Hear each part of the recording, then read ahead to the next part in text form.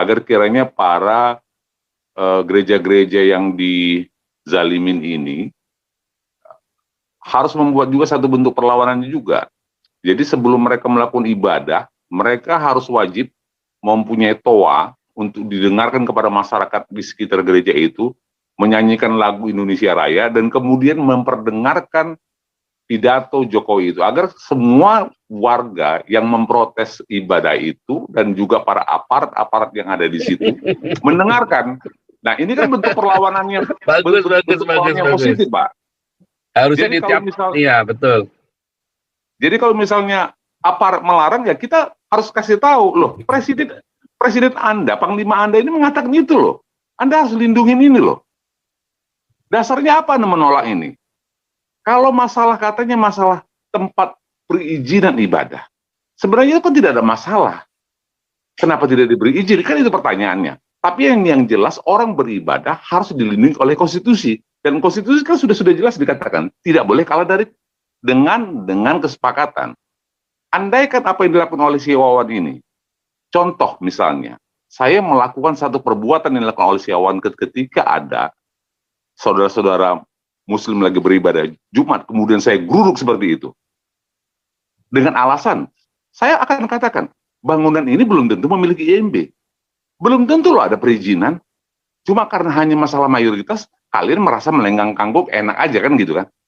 Tapi sebenarnya kalau dilihat dari administratif, belum tentu ada izinnya itu. Karena apa saya bilang? Contoh di salah satu kota, di Jawa Barat ini saya bilang, ada jembatan flyover di bawah itu, yang sebenarnya kan di dalam peraturan pemerintah kan tidak boleh ada bangunan apapun kan. Di situ dulu tempat orang berkumpul, tempat orang-orang yang misalnya mau naik kereta kemudian melakukan sholat, lama-lama itu jadi masjid sekarang. Nggak tahu kapan itu diizinkan, nggak tahu itu kapan itu menjadi rumah ibadah, tapi tiba-tiba itu sudah nongol jadi rumah ibadah. Kan ini masalahnya. Artinya apa? Ketika orang-orang personal seperti Wawan ini yang melakukan sama dengan gereja, kemudian saya melakukan hal seperti itu. Sekarang pertanyaannya, apakah saya harus ditangkap? Kalau secara undang-undang kan harus ditangkap. Jadi menurut saya pun Galerwa harus tetap maju. Kita harus berikan satu pelajaran yang penting kepada seorang seperti Wawan ini, bahwasannya ini nggak boleh terjadi lagi, Pak. Shalom Pak Paul. Iya, Bung Beta, lanjut. Sekalian penutup. Wah, ini ada yang pas siapa nih? Ada Belian, Berlin belum nih. Yaudah, soalnya udah 10 menit lagi, silakan.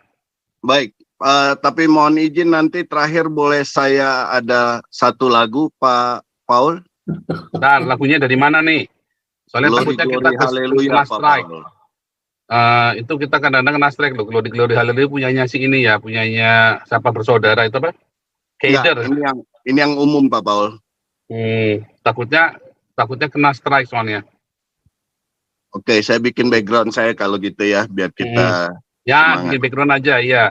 Background. Jadi jangan tampil di YouTube, tapi di style di belakangnya, di backgroundnya suara. Baik, sebentar Pak Paul ya.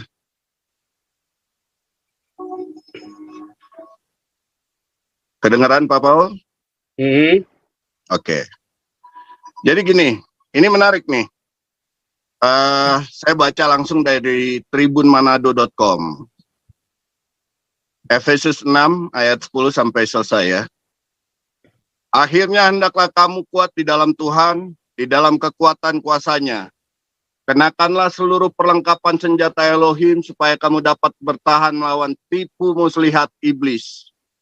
Karena perjuangan kita bukanlah melawan darah dan daging, tetapi melawan pemerintah-pemerintah, melawan penguasa-penguasa, melawan penghulu-penghulu dunia yang gelap ini, melawan roh-roh jahat di dunia.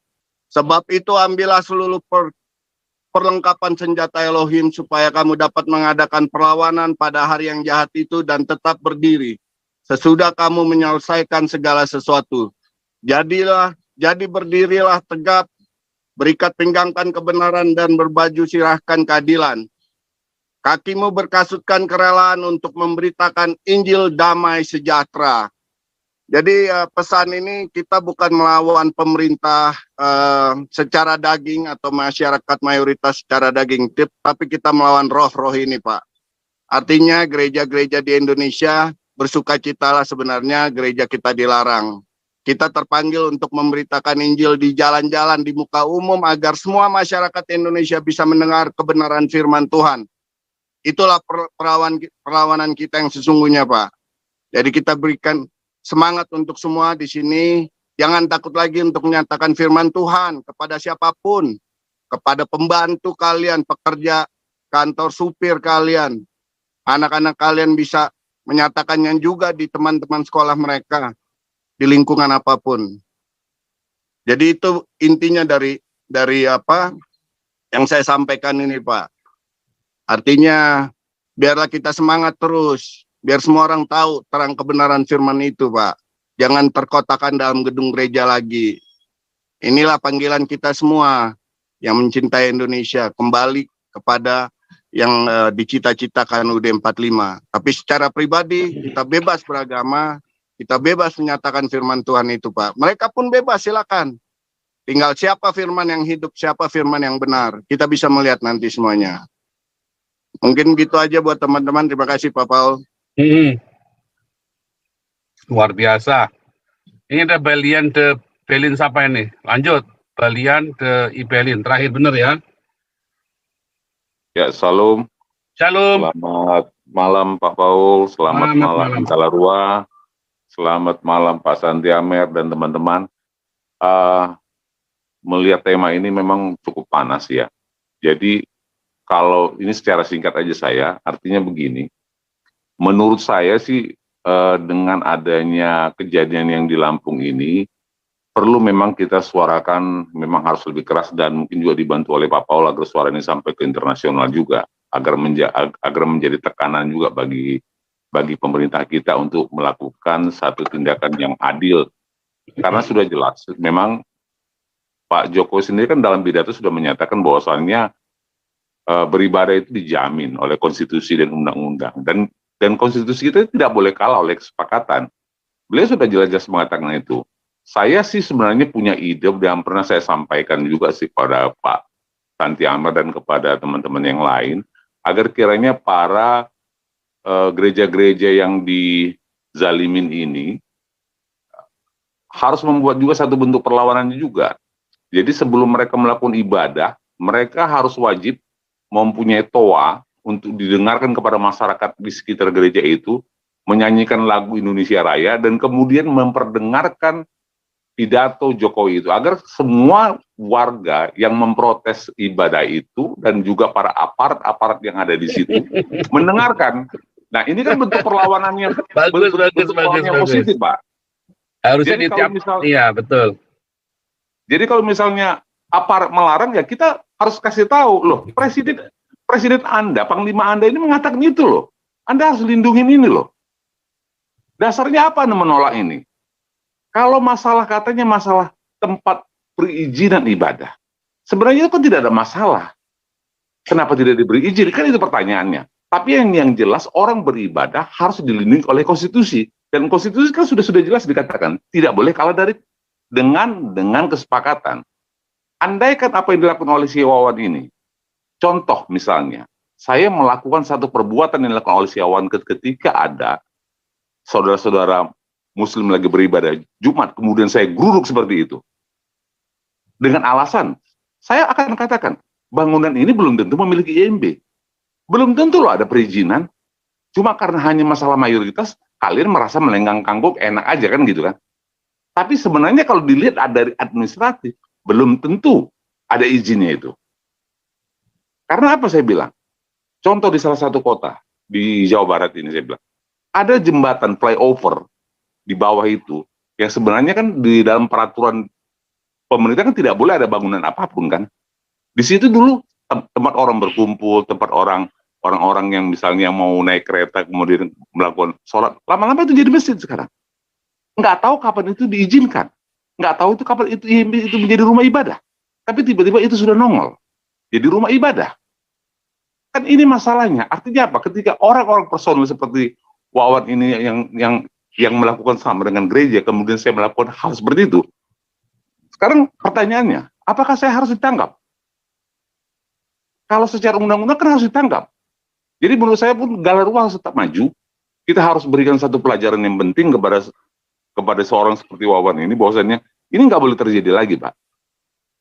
Apapun resiko dan konsekuensinya, Wawan ini harus kita pidanakan, karena kita menuntut kepada pemerintah, kepada aparat negara ini, konstitusi itu harus ditegakkan. Itu sudah dinyatakan oleh Presiden. Dan sekarang kita juga harus men-challenge Presiden, Pak, mana ucapan Anda? Makanya saya berharap semua gereja-gereja harus bersatu. Ayo bersama Galarua, ayo kita suarakan dengan suara provokasi yang positif, lakukan Indonesia Raya, suarakan pidato Jokowi. Agar itu bisa menjadi pencerahan bagi semua, bahwasannya negara ini di atas konstitusi, bukan karena undang-undang agama tertentu. Begitu aja, Pak. Terima kasih. Luar biasa. Pak Sam Jamber mau nambahin penutup, Pak, biar marem, Pak. Setuju 100% Balian de Ibelin ya. Jadi nanti langkah konkretnya, pertama ya kita bikin aja surat ke Pak Jokowi. Ya. Kami akan melakukan ini. Anda tidak bertindak, kami akan melakukan ini. Kita beritahu. Nggak apa-apa. Nanti kita himbau teman-teman dimanapun di seluruh Indonesia, ayo mainkan ini sebelum beribadah gitu. Itu ya. Yang kedua adalah seluruh teman-teman dimanapun jangan salah paham ya. Galarua ini bukan masalah agama. Jangan salah paham. Karena kebetulan saja yang Kristen itu yang banyak mengalami persekusi dan tindakan diskriminasi. Kita ini adalah konteksnya kemanusiaan. Siapa yang lemah selama dia itu manusia, itu Galarua tidak boleh tinggal diam. Mau agama apapun itu, mau Ahmadiyah kek, mau apa kek. Sama seperti orang berdiakoni ada Damaris, kasih makan aja semua, nggak ditanya agamamu apa, enggak. Kasih saja. Jangan seperti yang lain, mau nolong aja tanya dulu agamanya, kalau nggak sama agamanya dibiarin sampai mampus. Nggak, Galarua tidak begitu, karakternya tidak begitu ya.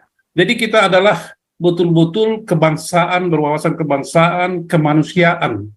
Ya. Kita itu penganut Pancasila yang asli, yang ori, bukan Pancasalah. Kalau negara ini menganut Pancasila silakan, kalau Galarua tidak mau, tetap Pancasila dia. Ya, itu aja penutup teman dari saya Pastor. Terima kasih. Ya, teman-teman yang benar. Pak SK bisa langsung Butumbar nanti itu penutup ya, Butumbar ya. Udah lama nih Butumbar nggak masuk kemari. Pak SK silakan penutup yang paling ditutup. Ya, Pak Paul. Jadi kalau menurut saya udah saatnya ya tadi hukum kita jalan ya, penindakan pidanakan yang model-model seperti di Lampung segala macam. Nah, maupun siapapun termasuk pejabat ya. Jadi kita pengen lihat negara dengan kepolisiannya semua mereka berlaku adil tidak ya. Kalau mereka sudah tahu-tahu itu melanggar konstitusi dan hukumannya pidana bisa 5 tahun, tapi negara membiarkan, artinya buat apa lagi kita bergabung dengan negara yang modelnya seperti ini, begitu ya. Artinya kita pertontonkan juga begitu semua pejabat dan negaranya yang memang hukumnya diskriminatif, begitu, nggak ada keadilannya, begitu ya. Nah, jadi maunya menang sendiri. Nah,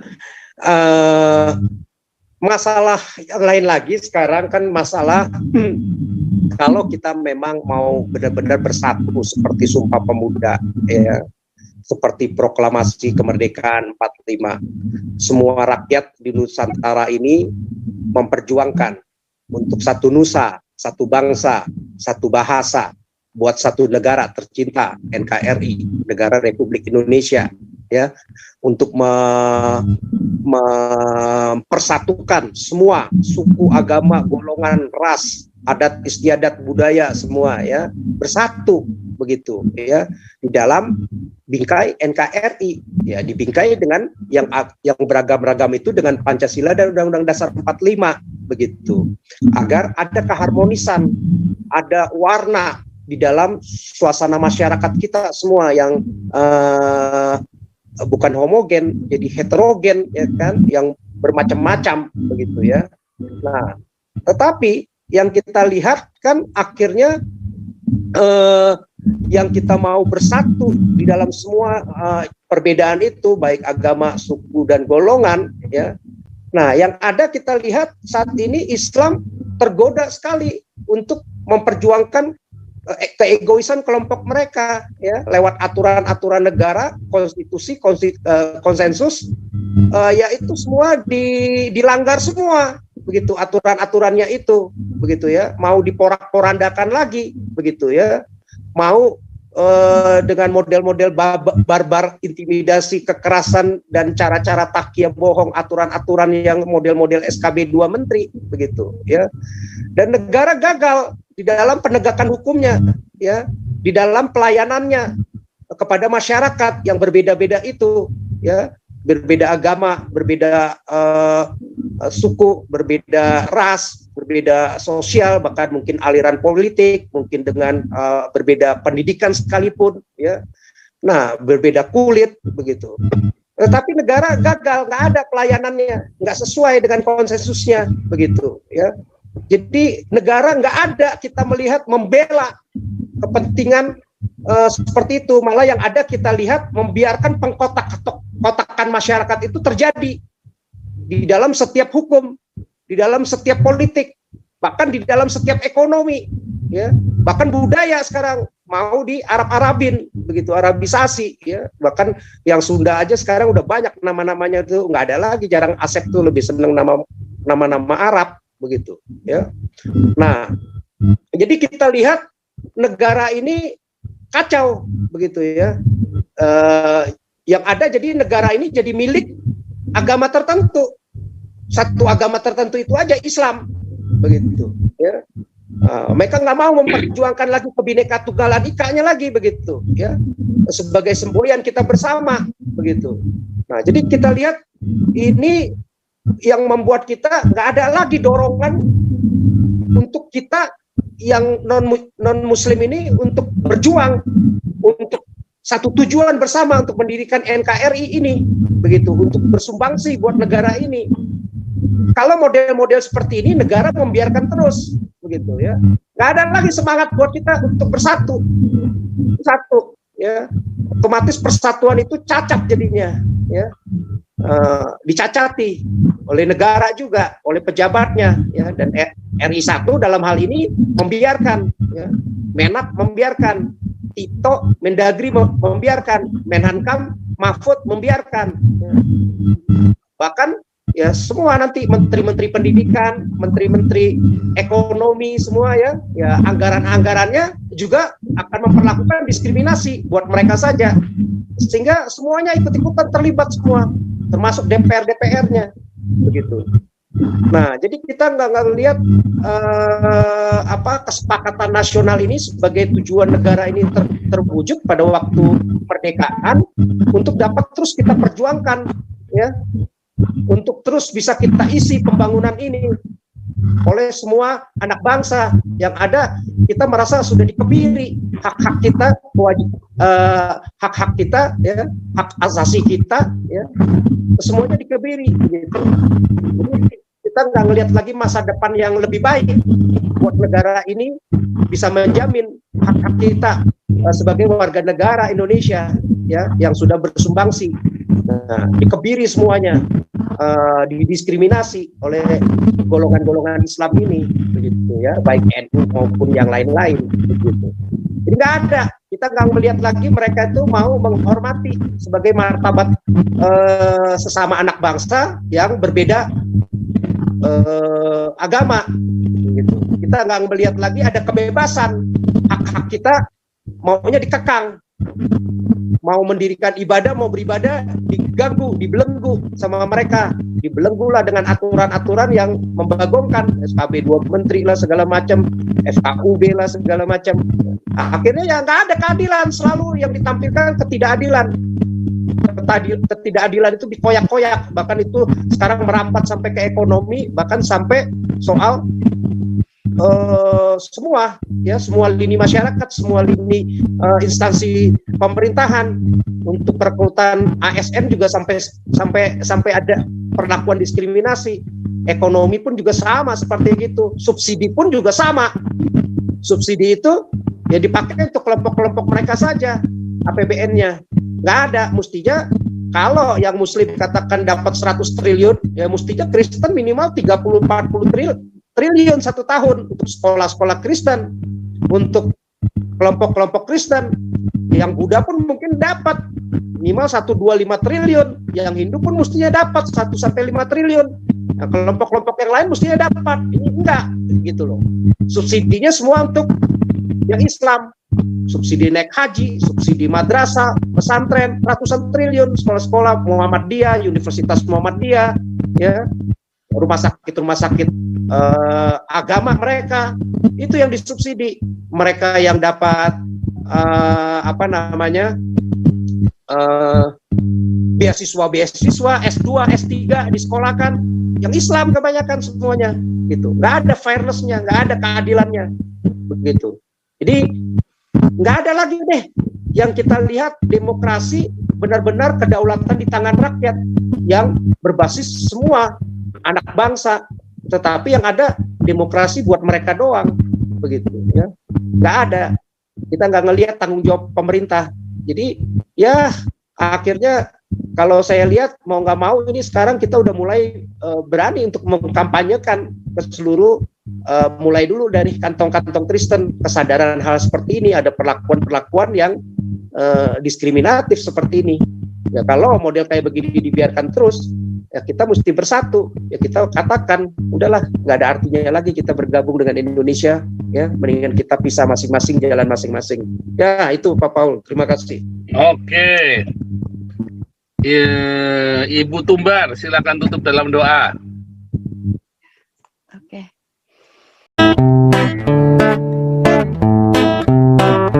Kau bilang kau menang debat lawan domba yang sesat. Kau bilang banyak yang tobat.